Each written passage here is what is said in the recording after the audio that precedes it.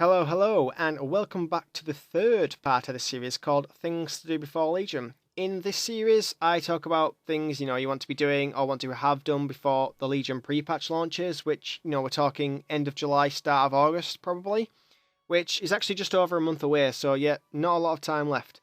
A lot of things that I talk about in this series are, stuff that's either getting removed, stuff that's going to become harder to get or to do, or, generally stuff you can do to pass the time if you're completely bored with WoD at the moment.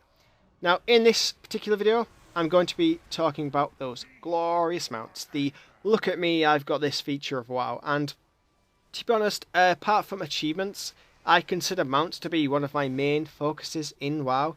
I mean, just like Pokemon, I want to have them all. I want to own them all. And I can even remember the first rare mount that I got. It was my very first Obsidian Sanctum 25-3 Drakes kill, which drops the Twilight Drake, for those who don't know. So, rolls go out, boom, I roll 99. Fucking beat that, no one does. Also, I remember at the time, someone offered me 10k gold for it, which was a fucking truckload of gold at the start of Wrath, by the way. So, yeah, I back-upped it, and then I never regretted it. It was a damn rare mount as well. Even towards the end of Wrath, it was still rare. And the reason for that was only one dropped per kill, a bit like the Mythic mounts. And it was a pretty hard boss to pug, until probably the ICC era, when, you could just zerg it down, ignoring tactics with the gear that came from ICC. And yeah, even years on, the feeling, for a mount collector, when that rare mount finally drops is, yeah, just awesome. But, oh, damn. It can also be a fucking grind as well, for those who know. And I'm not going to lie, I've been damn lucky with some of the mounts I've gotten. So, for example, Elagon mount, second heroic kill with my guild, dropped, I won. Blazing Drake, fourth Madness of Deathwing kill with my guild, I won. But yeah, it swings and roundabouts. So, let me show you this screenshot here from Cataclysm. This is how many runs it took me, how many kills it took me to get the Stone Drake mount from the Stone Core. A total of 711 kills. I mean, what the fuck is that shit? The time walking mount here. I can't show you the kill count, but it was actually 1,393 kills. Fine, fuck the frustration. It's supposed to be 1%, but I don't know. It must be some fucking vendetta against my character. But anyway, those stories are for another time. Let's talk about mounts that you want to get onto now. See what I did there? Onto. Yeah, anyway. So, first things first, let's talk about mounts that are being straight up removed come Legion. As I mentioned in my previous video, the WoD challenge modes will no longer be available come Legion. So this means if you want the silver challenge mode Yeti mount, so I meant to say, you got to do it now. Only a few weeks left. If you want all you need to do is complete silver mode, which is pretty easy, and all 8 challenge modes, and you get those Yeti mount. And considering the only other Yeti in the game is that rare drop Christmas mount, yeah, it's definitely worth getting before Legion. Next is the Moose mount. Shit, I can't remember the name, Grove Warder or something like that. This is a quest reward item that starts, with a drop from Heroic Archimond or above. These days, pugging Heroic Archimond is, relatively easy through the pre-made group finder. So if you don't have it yet, you really should get onto it.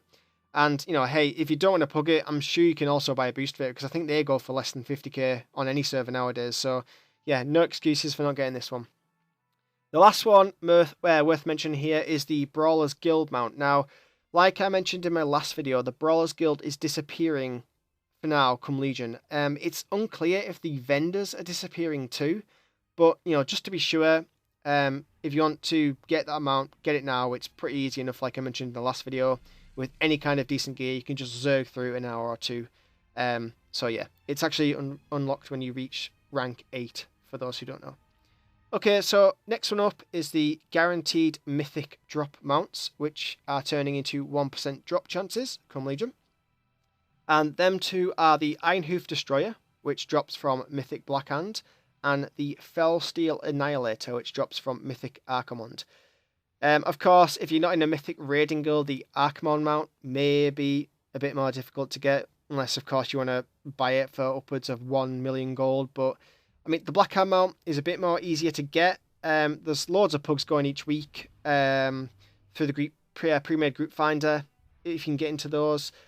I don't think the requirements are that strict these days because it's so easy to do. I mean, if you've killed it probably at least once, and maybe not even then, as long as you've got a decent item level, you can probably get into a group. So, yeah, go for that if you can. Plus, like the Arkham mount, you can always just buy one of these mounts as well for around the 300 to 400k mark. So, if you've got the gold but can't pug, it might be worth buying it because it'll save you, months of kills potentially down the road. So, yeah. Okay, now we're moving on to the mounts that are not changing in their drop rate per se, but are going to be a lot more difficult or tedious to get once Legion rolls around.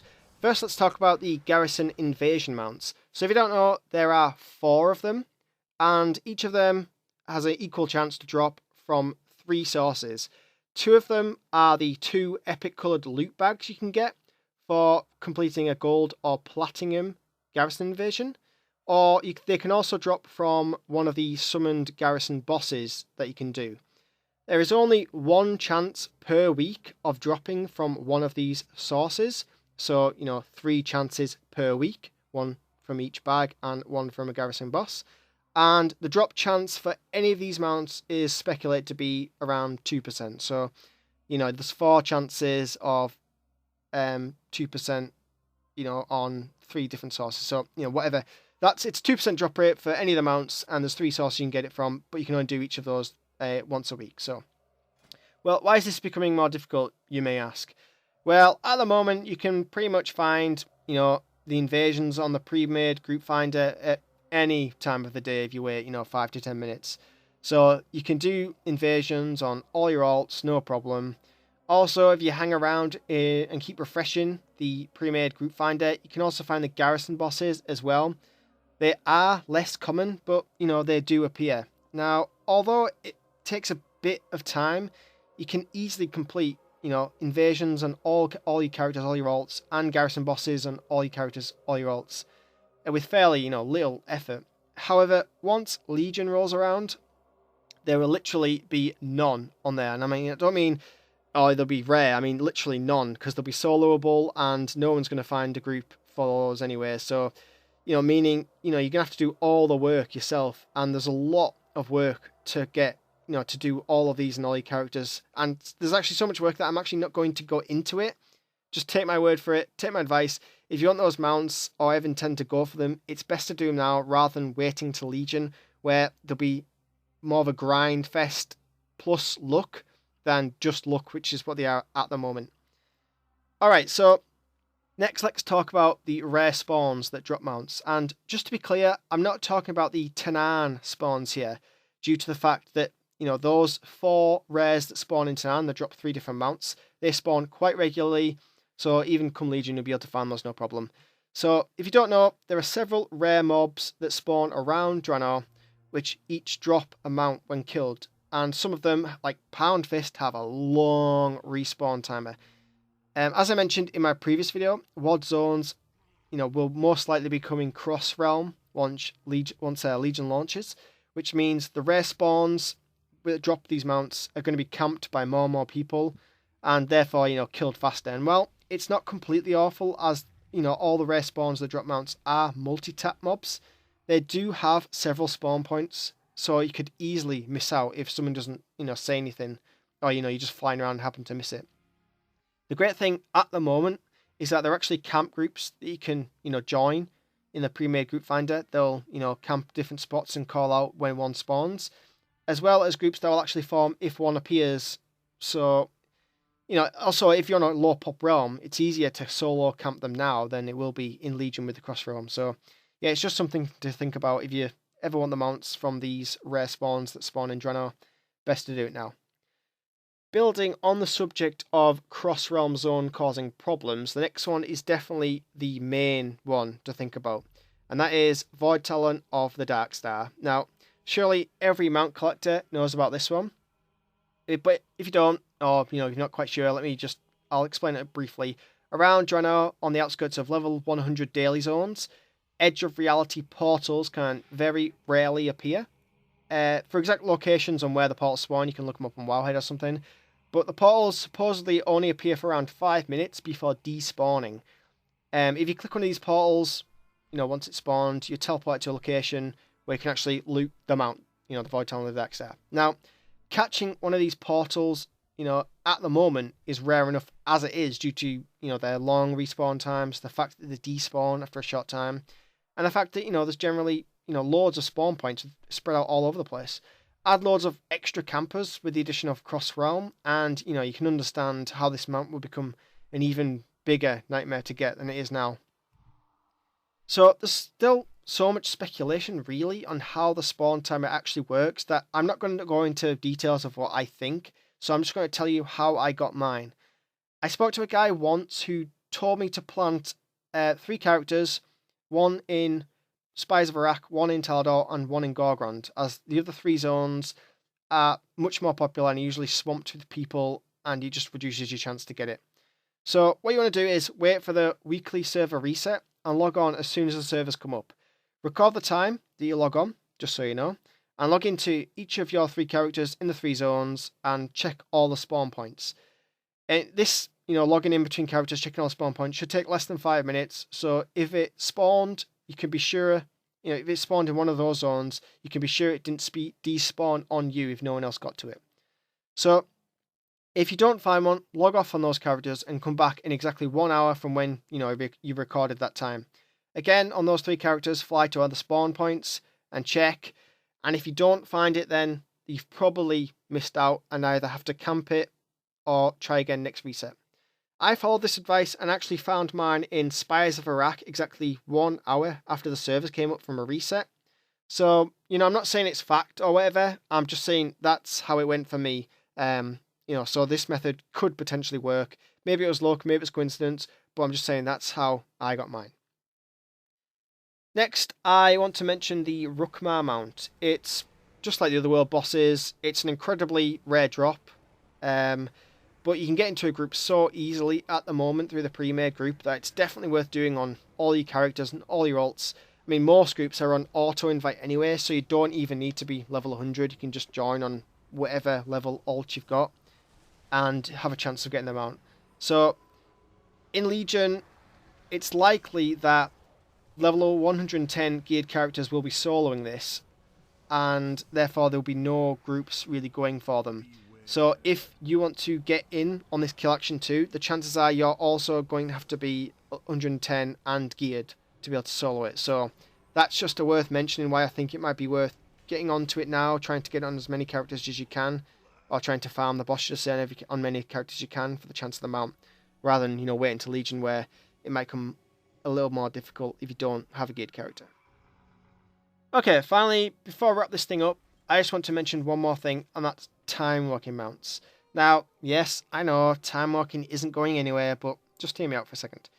If you're bored and have done everything else and it's time walking week, and you think you'll want the mounts eventually, just go for them. Just go do them. The mounts for time walking currency, are very unlikely to be removed anytime soon, but I kind of get the feeling that they're going to add more over the patches to come, and suddenly there'll be 6-7 time walking mounts you're going to have to buy and farm. So that's a lot of farming. So if you get onto it now, get the 2 mounts. I think it's 2 that are available through the vendors now. There'll be less farming to do later on if they do decide to add more mounts. And what better time to farm than now and nothing else is actually going on. Plus, if you're really unlucky with the Infinite Time Reaver like I was, but you still want it, then doing a few time walking dungeons for points or for currency every week is better than getting burnt out by spamming dungeons for it during one single week, which is what I did for the first 3 events. I just spammed them for each of the 3 events straight for 1 week each, and I was totally burned out. So I don't recommend doing that. Alright, one mount I didn't mention in detail was the Dread Raven. That's also disappearing come Legion, but just to be aware, if you want the Dread Raven before Legion, you actually need to spend money on it, which is why I didn't really mention it. So I guess if you want to find out more about that, visit the Blizzard store, I guess, whatever. But yeah, I just thought I'd mention that, yeah. Okay, so that's this video done. Before I finish, I'll just give Warhide a shout out, as you know that's where I got the majority of my information from. But other than that, if you like this video, please share it around. I will be bringing out another one, probably in the next few days, if not early next week, about toys and transmog to do before Legion. So, yep, peace, see you then.